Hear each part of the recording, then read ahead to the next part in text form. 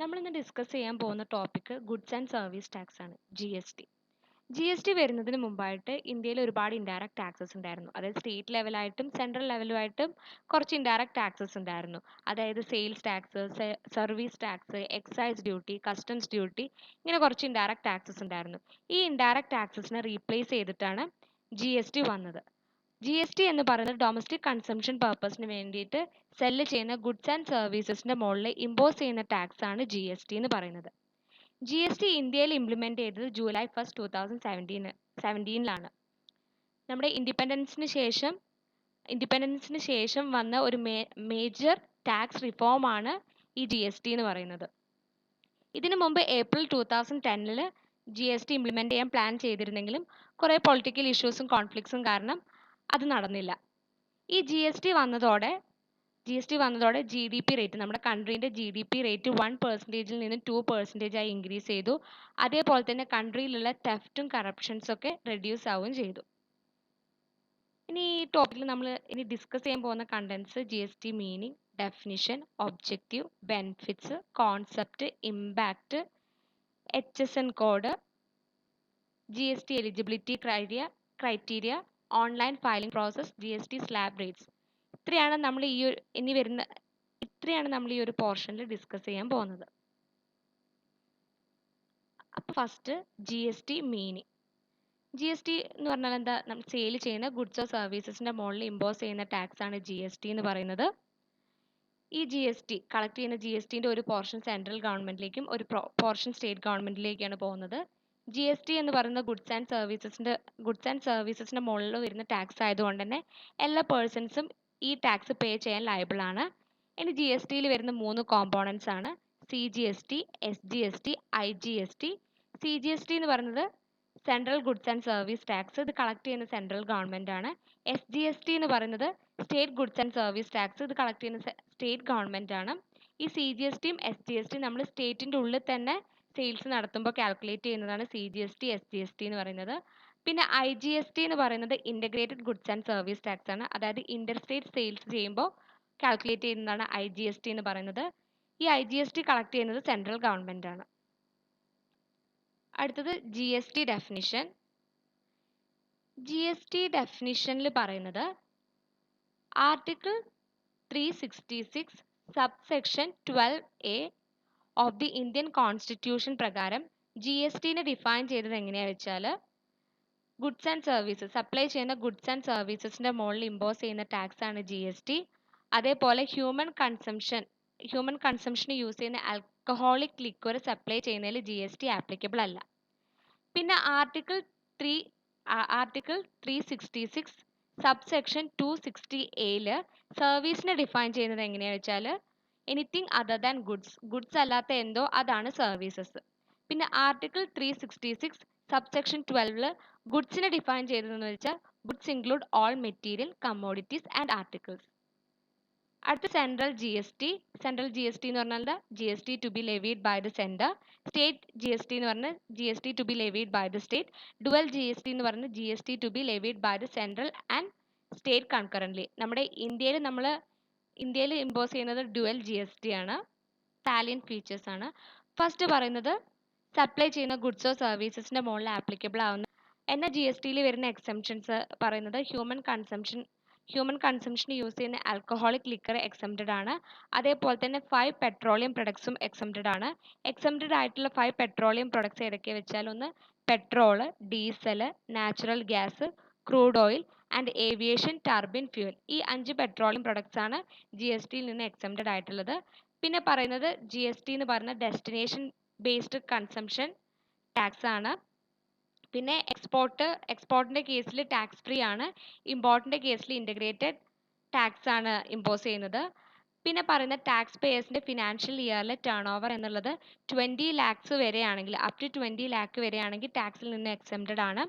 പിന്നെ special category സ്റ്റേറ്റിന്റെ കേസിൽ ആർട്ടിക്കിൾ 279A സ്പെസിഫൈ ചെയ്തിട്ടുള്ള സ്പെഷ്യൽ കാറ്റഗറി സ്റ്റേറ്റിന്റെ കേസിൽ അവരുടെ എക്സംഷൻ ലിമിറ്റ് എന്ന് പറയുന്നത് 10 ലക്ഷമാണ്. ഇതിൽ സ്പെഷ്യൽ കാറ്റഗറി സ്റ്റേറ്റ്സ് എന്ന് പറയുന്നത് ആസാം, അരുണാചൽ പ്രദേശ്, ജമ്മു ആൻഡ് കാശ്മീർ, ഹിമാചൽ പ്രദേശ്, മണിപ്പൂർ, മിസോറാം, സിക്കിം, മേഘാലയ, നാഗാലാൻഡ് ആൻഡ് ത്രിപുരയാണ്. അപ്പോൾ ഇത്ര സ്റ്റേറ്റിൻ്റെ കേസിൽ ബേസിക് എക്സംഷൻ ലിമിറ്റ് എന്ന് പറയുന്നത് 10 ലക്ഷമാണ്. പിന്നെ പറയുന്നത് ടാക്സ് പേയേഴ്സ് ഇൻഡർസ്റ്റേറ്റ് സപ്ലൈസ് ചെയ്യുകയോ അല്ലെങ്കിൽ റിവേഴ്സ് ചാർജ് ബേസിസിൽ ടാക്സ് പേ ചെയ്യുകയോ ചെയ്താൽ ഈ ഒരു എക്സംഷൻ ലിമിറ്റ് ആപ്ലിക്കബിൾ അല്ല.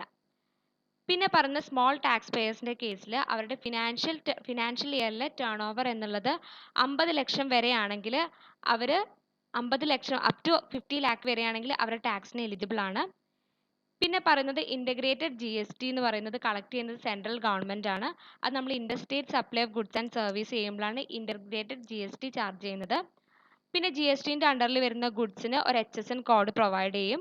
HSN എന്ന് പറയുന്നത് ഹാർമോണൈസ്ഡ് സിസ്റ്റം ഓഫ് നോമൻക്ലേച്ചർ. പിന്നെ ടാക്സ് പേയേഴ്സിൻ്റെ turnover 1.5 crore to 5 crore വരെയാണെങ്കിൽ അവർക്കൊരു 2 ഡിജിറ്റ് കോഡ് അവർക്കൊരു 2 ഡിജിറ്റ് കോഡ് പ്രൊവൈഡ് ചെയ്യും. അതേപോലെ തന്നെ ടാക്സ് പേയേഴ്സിൻ്റെ ടേൺ ഓവർ എന്ന് പറയുന്നത് 5 crore മുകളിലാണെങ്കിൽ അവിടെ ഒരു 4 ഡിജിറ്റ് കോഡായിരിക്കും യൂസ് ചെയ്യുക. പിന്നെ സർവീസിൻ്റെ കേസിൽ ഒരു സർവീസ് അക്കൗണ്ടിംഗ് കോഡും പ്രൊവൈഡ് ചെയ്യും. പിന്നെ ഇനി ഒബ്ജക്റ്റീവാണ്. GSTൻ്റെ മെയിൻ ഒബ്ജക്റ്റീവ് എന്ന് പറയുന്നത് ഡബിൾ ടാക്സേഷൻ ഒഴിവാക്കുക, എലിമിനേറ്റ് ചെയ്യുക എന്നുള്ളതാണ്. ഇനി GSTൻ്റെ ഫസ്റ്റ് ഒബ്ജക്റ്റീവിൽ പറയുന്നത് ഈ basic exemption limit too low ആയിക്കഴിഞ്ഞാൽ സ്മോൾ സ്കെയിൽ ട്രേഡേഴ്സിനും സർവീസ് പ്രൊവൈഡേഴ്സിനും ബോദർ ചെയ്യും. അതേപോലെ allocation of government resources increase ആവും. അതിന് വരുന്ന എമൗണ്ട് ഓഫ് റവന്യൂ എന്ന് പറയുന്നത് എമൗണ്ട് ഓഫ് റവന്യൂ കളക്ട് ചെയ്തതിൻ്റെക്കാട്ടും കോസ്റ്റ്ലി ആയിരിക്കും. പിന്നെ പറയുന്ന ഹയർ ടാക്സ് ഇമ്പോസ് ചെയ്ത് കഴിഞ്ഞാൽ ഗവൺമെൻറ്റിലേക്കുള്ള റവന്യൂ കുറഞ്ഞു പോവും. പിന്നെ സെക്കൻഡായി പറയുന്നത് ഈ അതായത് അധികം ഡെവലപ്ഡ് ആവാത്ത സ്റ്റേറ്റിൻ്റെ കേസിൽ അവരുടെ ഈ ബേസിക് എക്സംഷൻ ലിമിറ്റ് സെറ്റ് ചെയ്യുന്നത് കറണ്ട് വാറ്റ് റെജീം പ്രകാരമാണ്. ഇനി ബി പറയുന്നത് ഈ ജി എസ് ടിയിൽ ഇൻക്ലൂഡ് ചെയ്യുന്ന ടാക്സസ് ഏതൊക്കെയാ വെച്ചാൽ excise duty, counter vailing duty, cess, service tax, state level vats among others. പിന്നെ പറയുന്ന GSTയിൽ രണ്ട് ടൈപ്പ് ലോസ് ആണുള്ളത്. ഒന്ന് സെൻട്രൽ GST, മറ്റേത് സ്റ്റേറ്റ് GST. പിന്നെ പറയുന്നത് സ്റ്റേറ്റിൻ്റെ കേസിൽ സ്റ്റേറ്റിന് ഇപ്പോൾ അവരുടെ ഇൻക്രീസ്ഡ് എക്സ്പെൻഡിച്ചർ ഫണ്ട് ചെയ്യാൻ വേണ്ടിയിട്ട് റവന്യൂ റേസ് ചെയ്യണമെന്ന് ഫീൽ ചെയ്യുകയാണെങ്കിൽ അവർക്ക് ആ റവന്യൂ ഇൻക്രീസ് ചെയ്യാനുള്ള ഡിസിഷൻ എടുക്കാനുള്ള പവർ ഉണ്ട്. പിന്നെ പറയുന്നത് GSTനെ എത്രത്തോളം സിമ്പിൾ ആക്കാം എന്നത് ഡിപ്പെൻഡ് ചെയ്യുന്നത് സ്റ്റേറ്റിനെയും സെൻട്രലിനെയും സംബന്ധിച്ചിടത്തോളമാണ്. ഒരു ടാക്സ് റിഫോം പോളിസിൻ്റെയോ മാനേജറൽ മെഷേഴ്സിൻ്റെയോ സക്സസ് എന്ന് പറയുന്നത് ആ ഒരു സിസ്റ്റത്തെ എത്രത്തോളം സിംപ്ലിഫൈ ചെയ്യാൻ പറ്റുമോ അത്രത്തോളം ആ ടാക്സ് റിഫോം പോളിസിനെയും മാനേജറൽ മെഷേഴ്സിനെയും സക്സസ് ആക്കിയെടുക്കാം. പിന്നെ പറയുന്ന ബിസിനസ് ആൻഡ് കൊമേഴ്സിലേക്ക് GSTയുടെ മേജർ കോൺട്രിബ്യൂഷൻ എന്താണെന്ന് വെച്ചാൽ ഈ state level and central level indirect taxes അവിടെ എലിമിനേറ്റ് ചെയ്തിട്ടുണ്ട് GST വന്നതോടെ. അതുകൊണ്ട് തന്നെ അവിടെ ഈ സപ്ലൈ ചെയിൻ, അതായത് പ്രൊഡക്ഷൻ തൊട്ട് ഡിസ്ട്രിബ്യൂഷൻ വരെ എല്ലാ സ്റ്റേജിലും ടാക്സ് പേ ചെയ്യേണ്ടി വരുമായിരുന്നു. ആ ഒരു കാസ്കേഡിംഗ് ടാക്സ് എന്ന മെത്തേഡ് അവിടെ GST വന്നതോടെ റിമൂവ് ചെയ്തു. അത് ബിസിനസ്സിനും കൊമേഴ്സിനും വളരെ ബെനിഫിറ്റ്സ് ആണ് കൊണ്ടുവന്നത്. പിന്നെ പറയുന്നത് GST ഇൻട്രൊഡക്ഷനിലൂടെ ടാക്സ് ബേസ് ഇൻക്രീസ് ആവുകയും ടാക്സ് റേറ്റ് കുറയുകയും ചെയ്തു. അതേപോലെ തന്നെ മൾട്ടിപ്പിൾ ടാക്സേഷൻ റിമൂവ് ആവുകയും ചെയ്തു. പിന്നെ പറയുന്നത് സ്റ്റേറ്റിലേക്കും സെൻട്രലിലേക്കും കൂടുതൽ റവന്യൂസ് വരാനും തുടങ്ങി. പിന്നെ പറയുന്നത് ഗവൺമെൻറ് എഫിഷ്യൻറ്റ് മോഡൽ വർക്ക് ചെയ്ത് കഴിഞ്ഞാൽ SGST, CGSTക്ക് പ്രൊവൈഡ് ചെയ്തിട്ടുള്ള സിംഗിൾ രജിസ്ട്രേഷൻ പോസിബിൾ ആയിരിക്കും. ഗവൺമെൻറ് എഫിഷ്യൻ്റായി വർക്ക് ചെയ്ത് കഴിഞ്ഞാൽ സിംഗിൾ രജിസ്ട്രേഷൻ, അതായത് SGSTക്കും CGSTക്കും പ്രൊവൈഡഡ് ആയിട്ടുള്ള സിംഗിൾ രജിസ്ട്രേഷൻസ് എന്ന് പറയുന്നത് പോസിബിൾ ആയിരിക്കും. പിന്നെ പറയുന്നത് ഒരു ഗ്രേറ്റ് അഡ്വാൻറ്റേജ് എന്നുള്ളത് ടാക്സ് പേയേഴ്സിന് വരുന്ന ഗ്രേറ്റ് അഡ്വാൻറ്റേജ് എന്ന് പറയുന്നത് മൾട്ടിപ്ലിസിറ്റി ഓഫ് ടാക്സേഷൻ അവിടെ എലിമിനേറ്റ് ചെയ്തിട്ടുണ്ട്. പിന്നെ അനദർ ഫീച്ചർ എന്ന് പറയുന്നത് എന്താ വെച്ചാൽ GST വന്നതോടെ അവിടെ വൺ നേഷൻ വൺ ടാക്സ് എന്നൊരു കോൺസെപ്റ്റ് ആണ് ഇൻട്രൊഡ്യൂസ് ആയി വന്നത്. ഒരു കൺട്രിയിൽ മൊത്തം ഒരു ടാക്സ് പോളിസിയാണ് GST വന്നതോടെ ഇൻട്രൊഡ്യൂസ് ആയത്. പിന്നെ പറയുന്നത് കൺസ്യൂമേഴ്സിന് അവർ എത്ര കോസ്റ്റ് ഓഫ് ടാക്സ് ആണ് അവർക്ക് വരിക എന്നുള്ള ഒരു ഐഡിയ കിട്ടി. അതേപോലെ തന്നെ കൺസ്യൂമേഴ്സിൻ്റെ മുകളിലുള്ള ടാക്സ് ബർഡൻ റെഡ്യൂസ് ആയി കിട്ടുകയും ചെയ്തു. പിന്നെ പറയുന്നത് ജി എസ് ടി വന്നതോടെ ഇന്ത്യയിലുള്ള കറപ്ഷൻസ് റെഡ്യൂസ് ചെയ്യാനും പറ്റി. ഇനി നെക്സ്റ്റ് ബെനിഫിറ്റ്സ് ആണ്. ബെനിഫിറ്റ്സ് ഓഫ് ജി എസ് ടിയിൽ ഫസ്റ്റ് വൺ പറയുന്നത് decrease in inflation. Decrease in inflation പറയുന്നത് reduction in cascading of tax. Cascading of tax എന്ന് പറഞ്ഞാൽ ഈ പ്രൊഡക്ഷൻ ടു ഡിസ്ട്രിബ്യൂഷൻ വരെയുള്ള സ്റ്റേജിൽ എല്ലാ സ്റ്റേജിലും ടാക്സ് അപ്ലൈ ചെയ്യേണ്ടി വരുമായിരുന്നു. ഏർലിയർ നമ്മൾ ടാക്സ് അപ്ലൈ ചെയ്തിട്ടുണ്ടെങ്കിലും അവിടെ ഒരു ടാക്സ് ഡിഡക്ഷൻസും മറ്റും ലഭിക്കില്ലായിരുന്നു. അപ്പോൾ ഈ ഒരു കാസ്കേഡിംഗ് ടാക്സ് എന്ന സിസ്റ്റം അവിടെ റെഡ്യൂസ് ആയി. പിന്നെ അതേപോലെ തന്നെ ഓവറോൾ റിഡക്ഷൻ ഇൻ പ്രൈസ്. പിന്നെ ഈസ് ഇൻ ഡൂയിങ് ബിസിനസ്, അതായത് ബിസിനസ് ചെയ്യാൻ കുറച്ചും കൂടി എളുപ്പമായി. അതിൽ പറഞ്ഞ പോയിന്റ്സ് ഒന്ന് കോമൺ നാഷണൽ മാർക്കറ്റും ബെനിഫിറ്റ്സ് ടു സ്മോൾ ടാക്സ് പേയേഴ്സും. പിന്നെ പറയുന്ന ഡിക്രീസ് ഇൻ ബ്ലാക്ക് ട്രാൻസാക്ഷൻ ആണ്, അതായത് ഇതൊരു സെൽഫ് റെഗുലേറ്റിംഗ് ടാക്സ് സിസ്റ്റം ആണ്. പിന്നെ non intrusive electronic tax system ആണ്. പിന്നെ പറഞ്ഞ മോർ ഇൻഫോംഡ് കൺസ്യൂമേഴ്സ് ആണ്, അതായത് ഇതൊരു സിംപ്ലിഫൈഡ് ടാക്സ് റെജീം ആണ്. അതേപോലെ തന്നെ മൾട്ടിപ്പിൾ ടാക്സസ് അവിടെ റെഡ്യൂസ് ആയി. പിന്നെ പുവർ സ്റ്റേറ്റ് ടു ഗെയിൻ, അതായത് പുവർ സ്റ്റേറ്റ്സിന് ഗെയിൻ ചെയ്യാനുള്ളൊരു പോസിബിലിറ്റി അവിടെ ജി എസ് ടി ഇൻട്രൊഡ്യൂസ് ചെയ്തു. ഇതിൽ രണ്ട് പോയിന്റ്സ് പറയുന്നുണ്ട്. കൺസംഷൻ ബേസ്ഡ് ടാക്സ് ആണ്. പിന്നെ abolition of C S T, അതായത് സെൻട്രൽ സ്റ്റേറ്റ് ടാക്സ്. പിന്നെ മേക്ക് ഇൻ ഇന്ത്യയിൽ പറയുന്ന എക്സ്പോർട്ട് എന്ന് പറയുന്ന ടാക്സ് ഫ്രീ ആണ്. പിന്നെ ഡൊമസ്റ്റിക് ഇൻഡസ്ട്രീനെ പ്രൊട്ടക്ട് ചെയ്യുകയും ചെയ്തു. പിന്നെ ഇനി importance of G S T taxation system ആണ്. ഇതിൽ ട്രേഡറിൻ്റെയും ഗവൺമെൻറ്റിൻ്റെയും കൺസ്യൂമറിൻ്റെ കേസിൽ എത്രത്തോളമാണ് ജി എസ് ടി അവർക്ക് യൂസ്ഫുൾ ആയിട്ടുള്ളതെന്ന് നോക്കാം. അപ്പോൾ ട്രേഡേഴ്സിൻ്റെ കേസിൽ പറയുന്നത് ഡെവലപ്മെൻറ്റ് ബൂസ്റ്റപ്പ് ചെയ്യാൻ ജി എസ് ടി ഇൻട്രൊഡ്യൂസ് ചെയ്തതോടെ പറ്റിയിട്ടുണ്ട്. അതിൻ്റെ കുറച്ച് പോയിന്റ്സ് പറയുന്നുണ്ട്. അതായത് മൾട്ടിപ്ലിസിറ്റി ടാക്സസ് അവിടെ റെഡ്യൂസ് ആയിട്ടുണ്ട്. ടാക്സ് ന്യൂട്രലിറ്റി വന്നിട്ടുണ്ട്. അതുകൊണ്ട് തന്നെ ടാക്സ് ന്യൂട്രലിറ്റി വന്നിട്ടുണ്ട്. എസ്പെഷ്യലി എക്സ്പോർട്ട് ഓഫ് ഗുഡ്സിന് അവിടെ ടാക്സ് വരുന്നില്ല. പിന്നെ പറയുന്നത് one nation one economic market എന്ന കോൺസെപ്റ്റ് അവിടെ ഡെവലപ്പ് ചെയ്തു. പിന്നെ പറഞ്ഞത് സിമിലർ ടാക്സ് ആണ്, അതായത് ഇവിടെ ഫ്യൂവർ റേറ്റ്സും ഫ്യൂവർ എക്സെംഷൻസും ആണ്. പിന്നെ ഡൊമസ്റ്റിക് ഇൻഡസ്ട്രീസിൽ ബിയർ ചെയ്യുന്ന കോസ്റ്റും റെഡ്യൂസ് ചെയ്തു. പിന്നെ ഗവൺമെൻറ്റിൻ്റെ കേസിൽ പറയുമ്പോൾ easy and simple taxation system ആണ്. കൺട്രി മൊത്തമായിട്ട് ഒരു കോമൺ ടാക്സ് ആണ്. പിന്നെ ടാക്സ് ബേസ് ബ്രോഡനിങ്. പിന്നെ ഗവൺമെൻറ്റിൻ്റെ റവന്യൂയിലേക്കുള്ള കളക്ഷൻസ് ഇമ്പ്രൂവ് ആയി. പിന്നെ എഫക്റ്റീവ് യൂട്ടിലൈസേഷൻ ഓഫ് റിസോഴ്സസ്. പിന്നെ കൺസ്യൂമേഴ്സിൻ്റെ സേവിങ്സ് ഇൻക്രീസ് ചെയ്തതോടെ അവിടെ ഇൻവെസ്റ്റ്മെൻറ്റ്സും ഇൻക്രീസ് ആയി. ഈ കൺസ്യൂമേഴ്സിൻ്റെ സേവിങ്സ് ഇൻക്രീസ് ആവാനുള്ള മെയിൻ റീസൺ എന്ന് പറഞ്ഞാൽ കാസ്കേഡിംഗ് ടാക്സ് അവിടെ നിന്ന് എലിമിനേറ്റ് ചെയ്തുകൊണ്ടാണ്. പിന്നെ അടുത്ത കൺസ്യൂമറിൻ്റെ കേസിൽ പറയുന്നത് എന്താണ്, cost of goods and services അവിടെ റെഡ്യൂസ് ചെയ്തു. അതിൻ്റെ റീസൺ എന്ന് പറഞ്ഞാൽ കാസ്കേഡിംഗ് ടാക്സ് അവിടെ എലിമിനേറ്റ് ചെയ്തുകൊണ്ട് cost of goods and services അവിടെ റെഡ്യൂസ് ആയി. പിന്നെ പറയുന്ന ഹൗസ് ഹോൾഡ് ഇൻകം ഇൻക്രീസ് ചെയ്തു. അതേപോലെ പർച്ചേസിങ് പവറും ഇൻക്രീസ് ചെയ്തു. പിന്നെ increase in savings of common മാൻ്റെ സേവിങ്സ് അവിടെ ഇൻക്രീസ് ആയി. പിന്നെ അതേപോലെ തന്നെ ഇൻവെസ്റ്റ്മെൻറ്റ് പൊട്ടൻഷ്യലും അവിടെ ഇൻക്രീസ് ആയി. അപ്പോൾ ഇത്രയാണ് ജി എസ് ടിൻ്റെ കേസിൽ വരുന്ന ഇമ്പോർട്ടൻസ്. ഇനി concept of G S T ആണ്. ജി എസ് ടി നമുക്കറിയാം. ജി എസ് ടി എന്ന് പറയുന്നത് ഗുഡ്സ് ആൻഡ് സർവീസസിൻ്റെ മുകളിൽ ഇമ്പോസ് ചെയ്യുന്ന ടാക്സ് ആണ്. ഫസ്റ്റ് ജൂലൈ 2017 ഇന്ത്യയിൽ അത് ഇൻട്രൊഡ്യൂസ് ചെയ്തത്. ഇന്ത്യയിൽ ഒരു ഡ്യുവൽ സിസ്റ്റം ആണ് യൂസ് ചെയ്യുന്നത്. പിന്നെ പറയുന്നത് ഓൾമോസ്റ്റ് 150 കൺട്രീസ് ഈ ജി എസ് ടി ആണ് യൂസ് ചെയ്യുന്നത്.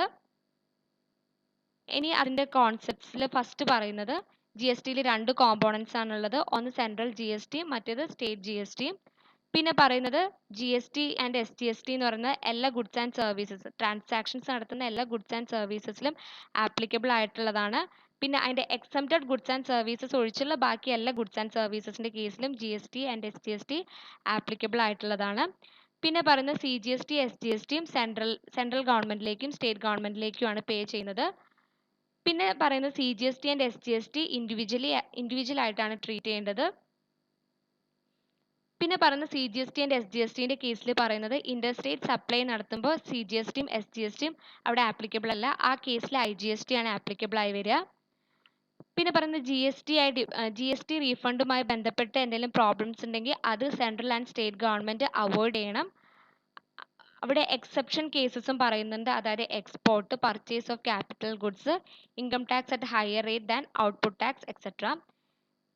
പിന്നെ പറയുന്നത് ഈ ജി എസ് ടിൻ്റെ, അതായത് ജി എസ് ടിൻ്റെ കളക്ഷൻ, അതായത് ജി എസ് ടിൻ്റെയും എസ് ജി എസ് ടിൻ്റെയും uniform procedure for collection prescribe ചെയ്യുന്ന അതിൻ്റെ റെസ്പെക്റ്റീവ് ലെജിസ്ലേഷനിലാണ്.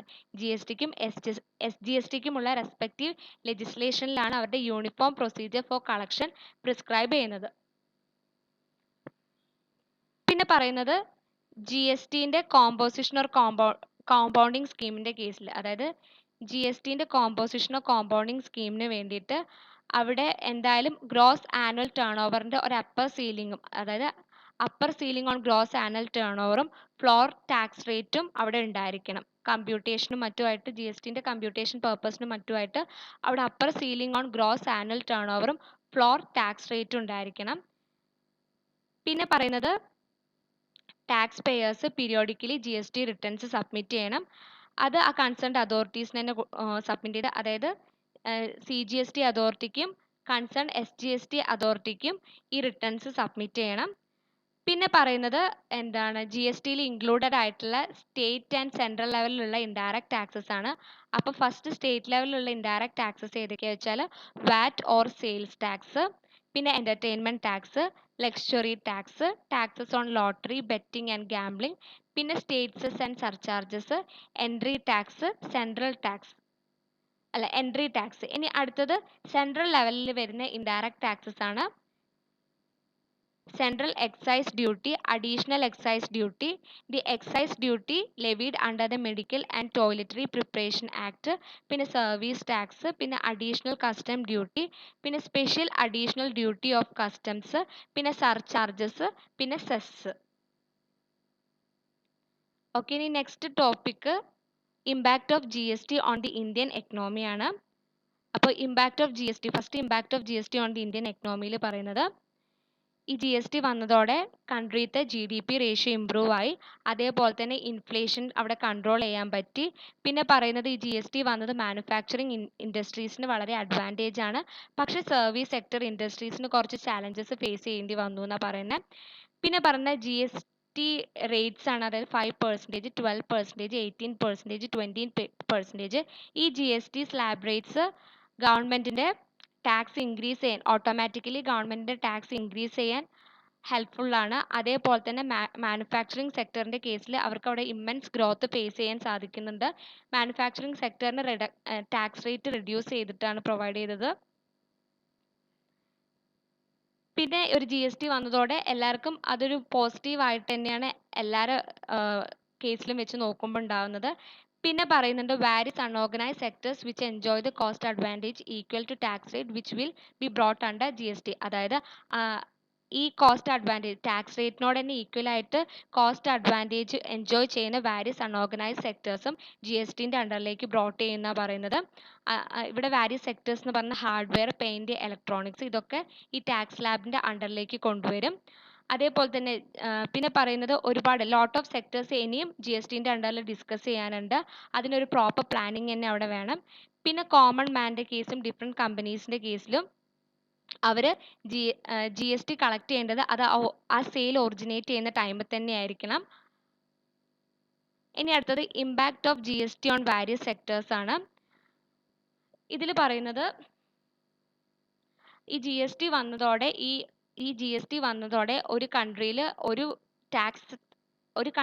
ടാക്സ് സിസ്റ്റം എന്നുള്ള കോൺസെപ്റ്റാണ് ജി എസ് ടി ഇൻട്രൊഡ്യൂസ് ചെയ്തത്. അതുകൊണ്ട് തന്നെ ബിസിനസ് സ്റ്റാർട്ട് ചെയ്യാനും ബിസിനസ് നടത്താനും വളരെ ഈസിയാണ്. അതേപോലെ തന്നെ സേവിങ്സ് ഇൻക്രീസ് ചെയ്യുകയും വാരിയസ് സെക്ടേഴ്സിലുള്ള കോസ്റ്റ് റിഡ്യൂസ് ചെയ്യുകയും ചെയ്തിട്ടുണ്ട്. ഈ ജി എസ് ടി കൊണ്ട് ചില സെക്ടേഴ്സിന് പോസിറ്റീവ് ഇമ്പാക്ട്സും എന്നാൽ ചില സെക്ടേഴ്സിന് നെഗറ്റീവ് ഇമ്പാക്ട്സും ആണ് വന്നിട്ടുള്ളത്. ഇനി ഈ various sectors, impact of G S T on various സെക്ടേഴ്സിൽ കുറച്ച് വാരിയസ് സെക്ടേഴ്സ് ഇവിടെ ഡിസ്കസ് ചെയ്യുന്നുണ്ട്. ഒന്ന് ഐ ടി കമ്പനീസിൻ്റെ കേസിലാണ്. ഐ ടി കമ്പനീസിൻ്റെ കേസിൽ പറയുന്നത് അവരുടെ ടാക്സ് റേറ്റ് ഇൻക്രീസ് ചെയ്തിട്ടുണ്ട്. അതായത് 40-50% ഉണ്ടായിരുന്ന ടാക്സ് റേറ്റ് 80%ലേക്ക് ആക്കി. ഈ ഒരു ടാക്സ് റേറ്റ് ഇൻക്രീസ് ആയതോടെ അവിടെ ഇലക്ട്രോണിക് പ്രൊഡക്ട്സിന് കോസ്റ്റ് ഇൻക്രീസ് ആയി, അതായത് മൊബൈൽ ഫോൺസ്, ലാപ്ടോപ്സിനൊക്കെ കോസ്റ്റ് ഇൻക്രീസ് ആവുകയാണ് ചെയ്തത്. പിന്നെ സെക്കൻഡ് പറയുന്നത് എഫ് എം സി ജി ഇൻഡസ്ട്രീൻ്റെ കേസിലാണ്. എഫ് എം സി ജി എന്ന് പറഞ്ഞത് ഫാസ്റ്റ് മൂവിങ് കൺസ്യൂമർ ഗുഡ്സ് ആണ്. അപ്പോൾ കുറച്ച് ഫുഡ് ഐറ്റംസ് ജി എസ് ടിയിൽ നിന്ന് എക്സംപ്റ്റഡ് ആണ്. അതായത് grains, cereals, millet, meat, fish, fruits, vegetables, candies etcetera ഇത്ര ഐറ്റംസ് ജി എസ് ടിയിൽ നിന്നും എക്സംപ്റ്റഡ് ആണ്. അപ്പോൾ before G S T F M C G companies 24-25% ആയിരുന്നു പേ ചെയ്യേണ്ടത് ടാക്സ്. അതിൻ്റെ ഒപ്പം തന്നെ എക്സൈസ് ഡ്യൂട്ടീസും വരുമായിരുന്നു. പക്ഷേ GST വന്നതോടെ അവരുടെ ടാക്സ് റേറ്റ് എന്ന് പറയുന്നത് 70 to 90% ആയിരുന്നു. ഇത് അവരുടെ പ്രൊഡക്ഷനെയും കൺസംഷനെയും വളരെ സ്ട്രോങ് ആയിട്ട് തന്നെ ഇമ്പാക്റ്റ് ചെയ്തിട്ടുണ്ട്. പിന്നെ പറയുന്ന ഈവൻ GSTൻ്റെ അണ്ടറിൽ വരുന്ന ഫുഡ് ഐറ്റംസിന്, അതായത് GSTൻ്റെ അണ്ടറിൽ വരുന്ന ഫുഡ് ഐറ്റംസ് ഉണ്ടല്ലോ, അത് ലാർജ്ലി എക്സംപ്റ്റഡ് ആണ്. കാരണം എന്താ വെച്ചാൽ small business registration threshold limit കാരണം ഈ GSTൻ്റെ അണ്ടറിൽ വരുന്ന പല ഫുഡ് ഐറ്റംസും എക്സംപ്റ്റഡ് ആയിട്ട് തന്നെയാണ് റിമെയിൻ ചെയ്യുന്നത്. ഇനി അടുത്തത് ഓൺലൈൻ ഷോപ്പിംഗ് ആണ്. GST ഇൻട്രൊഡ്യൂസ് ചെയ്തതോടെ വാരിയസ് ഇ-കൊമേഴ്സ് കമ്പനീസിന് GST ഇൻട്രൊഡ്യൂസ് ചെയ്ത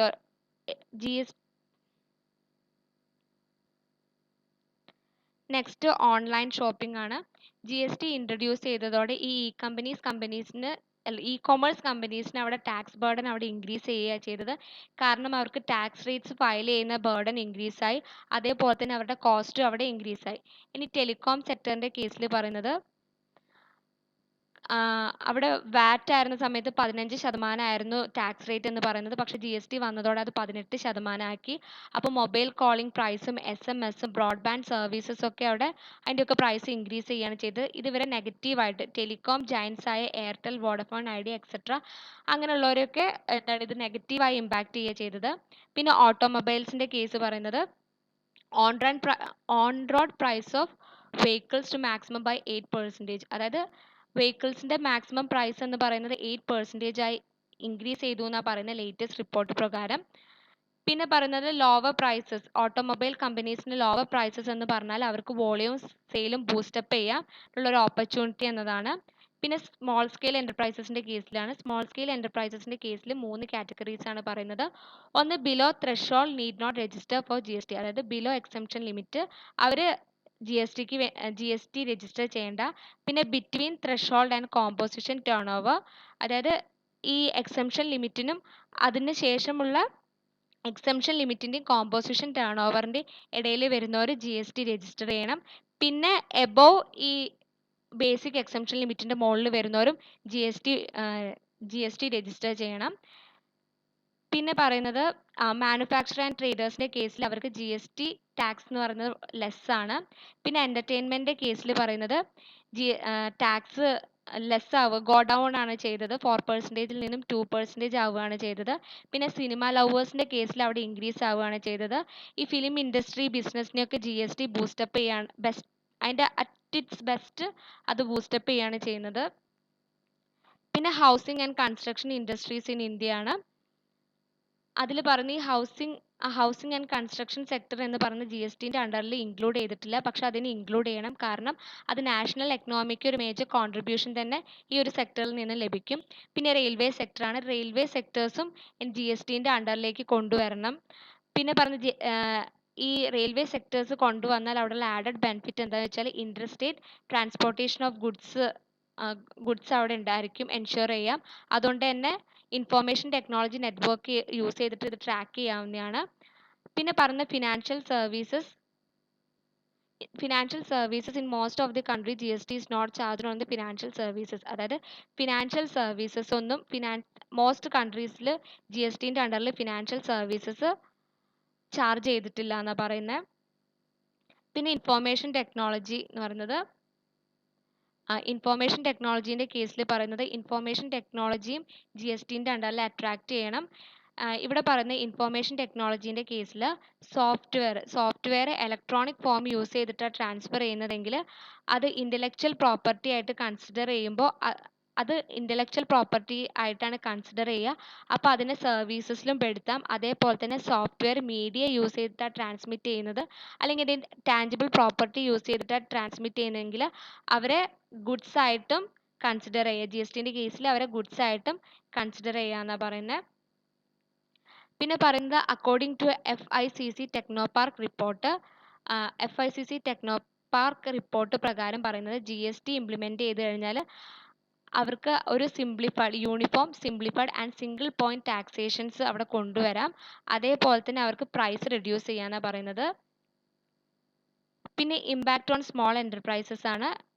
ഇവിടെ 3 കാറ്റഗറീസ് തന്നിട്ടുണ്ട്. ഒന്ന് ബിലോ ത്രെഷോൾഡ് ലിമിറ്റ്, അവർ GST പേ ചെയ്യേണ്ട. പിന്നെ between threshold and composition turnover, അവർ GST രജിസ്റ്റർ ചെയ്യണം. പിന്നെ എബോവ് ത്രെഷോൾഡ് ലിമിറ്റ് വരുന്നവരും GST രജിസ്റ്റർ ചെയ്യണം.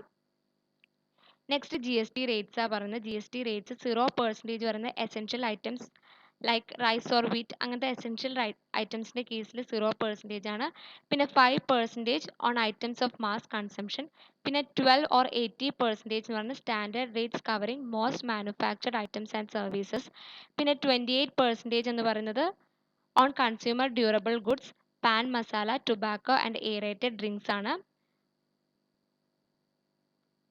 പിന്നെ പിന്നെ ഈ റേറ്റിൻ്റെ ബേസിക് ഫിലോസഫി എന്താന്ന് പറയുന്നത് വെച്ചാൽ ഈ ഈ കമ്പൈൻഡ് റേറ്റ്സ് എന്ന് പറയുന്നത് അതായത് ഈ ഒരു റേറ്റ്സ് എന്ന് പറയുന്നത് CGSTൻ്റെയും SGSTക്കും അത് ഈക്വൽ ആയിട്ടാണ് കൊടുക്കുന്നതെന്നാണ് പറയുന്നത്. പിന്നെ പറയുന്നത് യൂണിഫോം GST റേറ്റ് ഈ ലക്ഷറി ഗുഡ്സിനും അതേപോലെ തന്നെ goods consume by poorer section of സൊസൈറ്റീൻ്റെ കേസിലും ഈ യൂണിഫോം GST റേറ്റ് പോസിബിൾ അല്ല എന്നാണ് പറയുന്നത്. പിന്നെ പറയുന്നത് rates will be notified by government on recommendation of GST കൗൺസിലിൻ്റെ റെക്കമെൻഡേഷനിൽ ഗവൺമെൻറ് ഈ റേറ്റ്സ് നോട്ടിഫൈ ചെയ്യും. ഇനി next taxes abolished and items exempted from GST ആണ്.